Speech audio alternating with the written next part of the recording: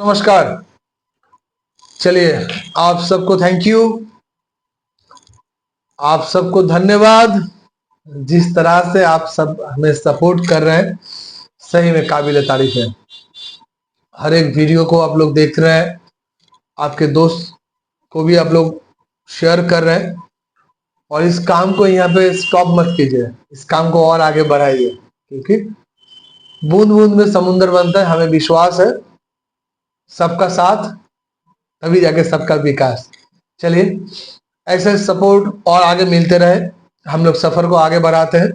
दोस्तों, आज बात करेंगे हम लोग यूटीआई का और एक फंड के बारे में। इससे पहले भी हम लोग बातचीत किए थे, बहुत पहले, जब हमने एक वीडियो में बताए थे जो अगर इस समय पे इन्वेस्टमेंट करना है तो कौन से सेक्टर में इन्वेस्ट करना चाहिए। क्योंकि काफी सारे लोग मुझसे पूछते हैं अगर उनको सेक्टोरियल फंड में इन्वेस्ट करना है।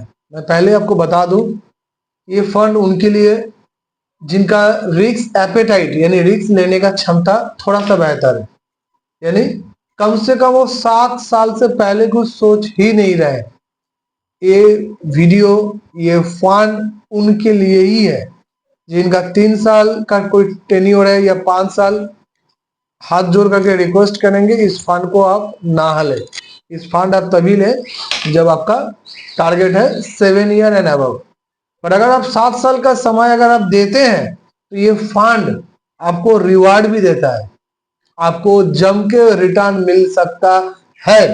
ये फंड का नाम मैं बताना चाहता हूं दोस्तों, यूटीआई म्यूचुअल फंड का ही है, ट्रांसपोर्टेशन एंड लॉजिस्टिक फंड। दोस्तों, मैं अपना पास्ट एक्सपीरियंस में इस फंड के साथ शेयर करूं। जब 2017 में हमने इस फंड में इन्वेस्टमेंट स्टार्ट किए थे, हमारे क्लाइंट को हमने बताए थे, तो उस समय पे कुछ लोगों ने इंटरेस्ट लिए थे।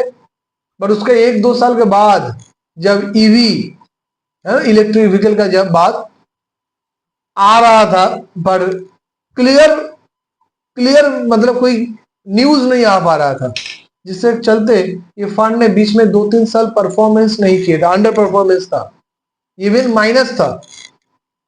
तो काफी सारे क्लाइंट गुस्सा होकर छोड़ के निकल गए, दम तोड़ दिए। उन्होंने बोले नहीं, मुझे इस फंड के साथ तो नहीं रहना है। और दोस्तों, कुछ लोग थे जिनको दुख तो लगा था, पेन लगा था। 2-3 साल माइनस ना सबको चुभता है, किसको नहीं चुभता है, पर उन्होंने उस पेन को बर्दाश्त कर लिया।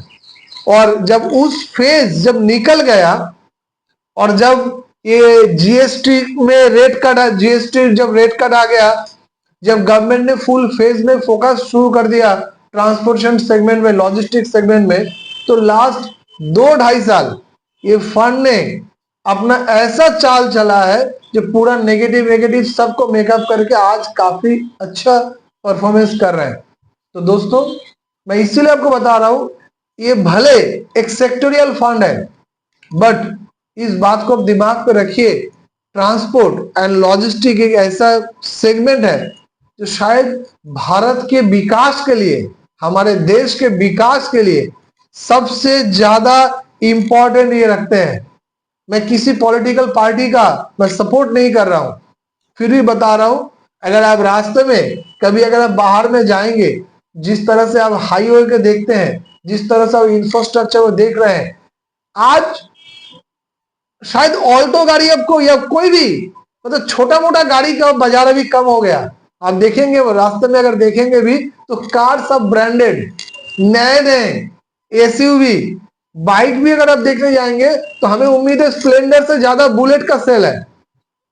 तो दोस्तों, लोग गाड़ी बदल रहे हैं और बहुत तेजी से बदल रहा है दुनिया।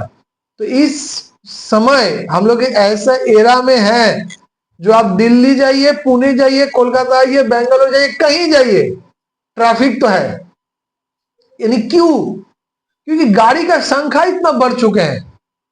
तो ये ट्रांसपोर्ट एंड लॉजिस्टिक एक ऐसा फंड है जो एवरग्रीन फंड है। अगर आपके पास अगर 7 साल का अगर कम से कम पेशेंस अगर है तो इस फंड को आप अपने पोर्टफोलियो में जरूर रखिए।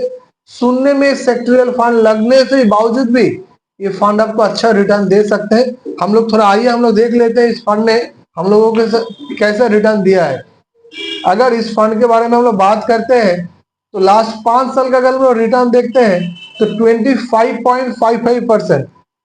दोस्तों जबकि लास्ट 1 साल में मार्केट ने ढंग से रिटर्न नहीं दिया है, तब भी आप देख सकते हैं 25.55 रिटर्न आज के डेट में बहुत बेहतर रिटर्न है। यानी अगर आज 5 साल पहले 2020 को अगर आप बैंक में जाके कोई अगर रिकरिंग किए होते, जैसे हम लोग रिकरिंग इन्वेस्टमेंट करते हैं ना, तो उसमें आपको कितना परसेंट मिल गया होता? 7.5 से 8%। तो एक बार आप निकाल लीजिएगा कैलकुलेशन में, जो 5 साल में 8% क्या होता है और 5 साल में 25% क्या होते हैं। दोस्तों इस फंड का जो मैंने बताया था, जो सब बहुत पुराना फंड है, देख सकते हैं इसका लॉन्चिंग डेट है 11 अप्रैल 2008, यानी 17 साल के ऊपर ये फंड आपका ऑलरेडी हो गए हैं। अगर इस फंड में अगर हम लोग थोड़ा पोर्टफोलियो में देखते हैं, जिस फंड में कौन से कंपनी में इन्वेस्टमेंट है, तो हम लोग देखेंगे महिंद्रा एंड महिंद्रा, देखेंगे मारुति सुजुकी, देखेंगे Eicher motor, Hyundai motor, Tata motor, Apollo tyre, ऐसे काफी सारे सेगमेंट में आप लोग यहाँ पे देख सकते हैं जिस सेगमेंट में इन्होंने इनका इन्वेस्टमेंट है। दोस्तों अगर इस फंड में अगर आप चाहें इसमें एसआईपी करना तो इसमें एसआईपी भी कर सकते हैं, पर इसमें लमसम से अभी बचिए, हम आपको बताएंगे, क्योंकि इस फंड में वोलेटिलिटी काफी ज्यादा है, क्योंकि एक सेक्टोरियल फंड है, जिसके चलते इस फंड में आप लमसम से बचिए। इस फंड को आप एसआईपी करने के लिए दी बेस्ट फंड है, आइडियल फंड है, और अभी सही समय है। कोई बोल सकते हैं कि नहीं इस फंड ने तो लास्ट 5 साल में रिटर्न दे चुके हैं, हम बोल लेते हैं ये एक ट्रेलर है, पिक्चर तो अभी बाकी है मेरे दोस्त।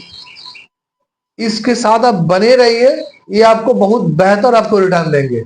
दोस्तों अगर डिटेल्स जानकारी चाहिए तो आप हमसे संपर्क करें, हम लोग बैठ के इसके बारे में और डिटेल्स हम लोग बात कर सकते हैं। आपके पोर्टफोलियो में हम उम्मीद करेंगे फंड को आप जगह देंगे, तब आगे फिर वीडियो में हम लोग इसके बारे में डिटेल्स बात करेंगे। तब तक के लिए धन्यवाद, जय हिंद।